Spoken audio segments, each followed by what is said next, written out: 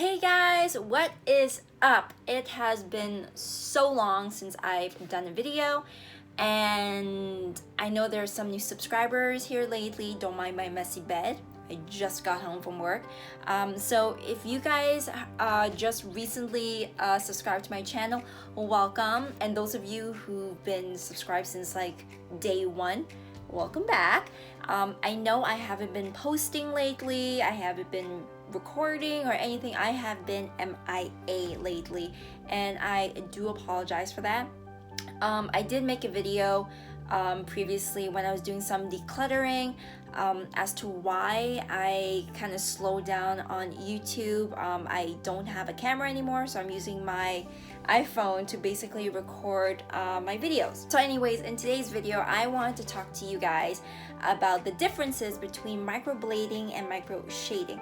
Now, I wanted to do this video since like last year when I first did microblading, and I didn't end up doing it because, well, microblading wasn't for me. And then when I discovered powdered ombre shading, which is microshading, that's basically what it is, and I kind of like that a lot more. So just to give you guys a heads up, this is microshading right now. As you can see, I'm touching my brow. There's nothing coming off right there. Same thing as this side. This is a nothing.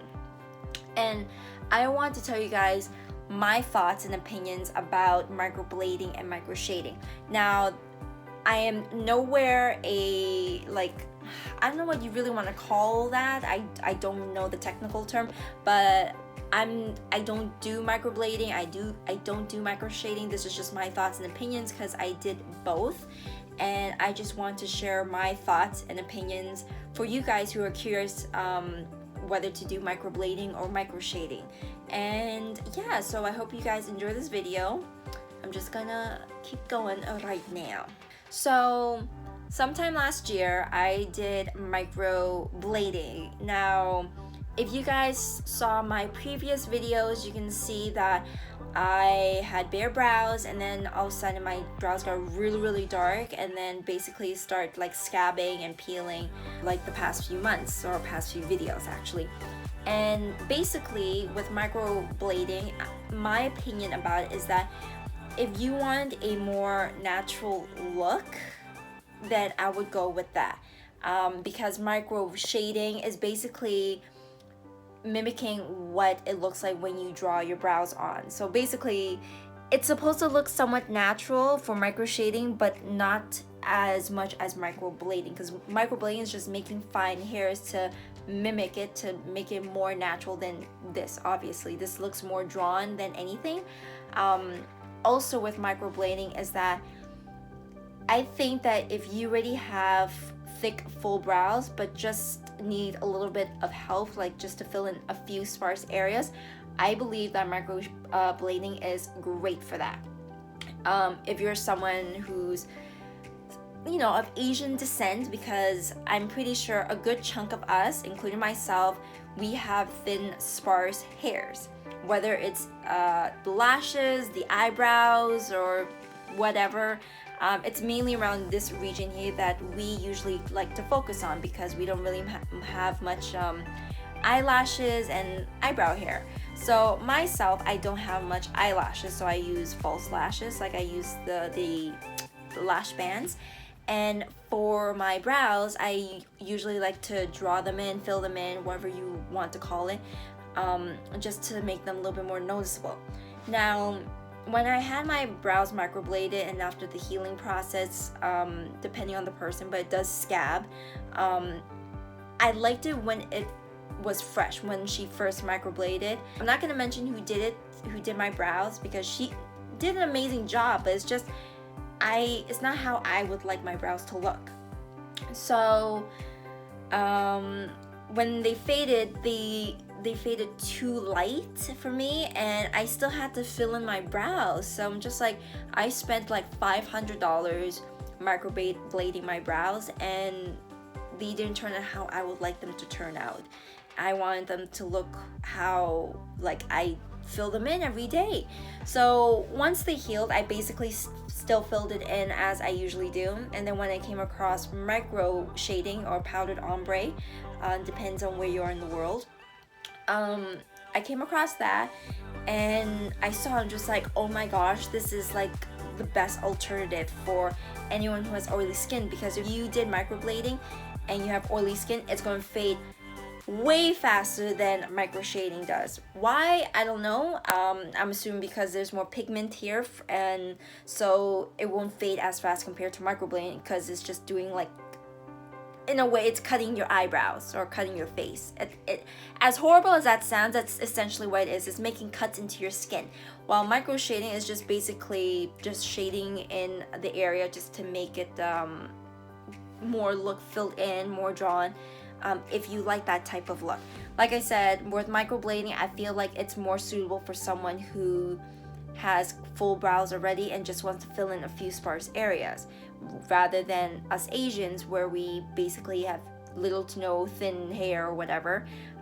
We want to make it a little more noticeable. That's why when we fill in our brows, I'm pretty sure this is a good chunk of Asians, not saying all of them do this, but a good chunk of them, they like to draw them in, make them look very dramatic and bold. So this is from June, and every so often I fill them in because I want them to look a little bit more bold when I go out with friends. But when I go to work, I don't need to do anything, because just look at it, it looks so natural. And I like how like it fades from the front and kind of gets darker back here and right there as well. Of course, as time goes on, it will start to fade. That's inevitable because it is a semi-permanent tattoo, basically. I'm pretty sure there's still a bit of my old microblading there. It doesn't show that much anymore because it's almost been a year since I've done it, and I'm pretty sure it faded quite a bit from when I first got it. So yeah, so that's just my thoughts about microblading and micro shading. Once again, I am not an expert about this. It's just my thoughts and opinions for someone who got both of them done. So I prefer micro shading or powdered ombre. When you first get it done, it will look really bold and then it will shrink. I forgot what the percentages were, but it does shrink quite a bit. That's why a touch-up is recommended, just so obviously to touch up on the color if there's any spots that need to be more pigmented, and just to like tweak just anything that needs to be done. And of course, you can always go back after a few months, I think like 9 months or something like that, to touch it up if anything. Of course, it depends on the artist you go to. Depends on the artist, it can scab or it won't scab. Mine didn't scab, surprisingly, because I saw other posts where people's my powder ombre scabbed a little bit, but mine didn't. I'm happy with my results. Like, this is now August and I got them done in June, so 2 months later, and it's still looking pretty good. I told her I want like that Anastasia ash color, because my hair is usually pretty light, it's more on the ashy side, so it would suit my hair and my complexion a lot more. And of course, once again, if you want to make them a little bit more bold, or if you want to change the color for whatever reason, you can still fill it in. Like, you can go buy the pomade or get like some other color or whatever and just fill it in and change the color yourself. But for every day, especially for work, like, this is such a time saver. It's worth it, guys. Like, if you fill in your brows like I do, if you watched my previous videos, or if you just, you know, just like to fill in just to make them more bold, I definitely recommend powdered ombre. But if you already have like a lot of brow hair already, I would suggest going for microblading, just because you were blessed with a lot of brow hair and I wasn't, so I need a little bit help in that department, as you can see. But yes, those are my thoughts and opinions. Once again, I'm not an expert on this. I don't know how many times I have to explain that, but if you do have comments or any questions like that, just leave it down below and I can answer as much as I can, because once again, this is just my opinion. But I do have to say, if you do end up doing powder ombre and microblading, do your research. Like, I've seen some posts on Instagram and I'm just like, I know that you want to put yourself out there, but there's some posts I saw, I'm just like, no, no, that's not good. That's not right. I'm pretty sure you guys seen some Instagram posts already about microblading and how some of them just make just a line. It's not even like short strokes, hair like strokes for microblading. It's just a line that just goes across. I'm just like, no, that's not what you do. So I do have to tell you guys, if you end up doing microshading, microblading, do your research. I can't express that enough. So anyways, guys, once again, that's just my thoughts and opinions about it. I hope that you liked this little short video. I just wanted to say hi and kind of give you my input about it, because I don't know if there's any other videos out there giving both sides of microblading and shading. If there is, okay. If not, oh well. Once again, I haven't been on YouTube in a while, so I've been out of the loop lately, but I hope this was helpful for you guys. Don't forget to subscribe to my channel. I'm hoping it's on this side. I'm hoping. So don't forget to subscribe to my channel, or wherever the button is. Once again, I don't even know where it is anymore. Follow me on my Instagram and Snapchat, and I will see you guys in the next video, hopefully soon.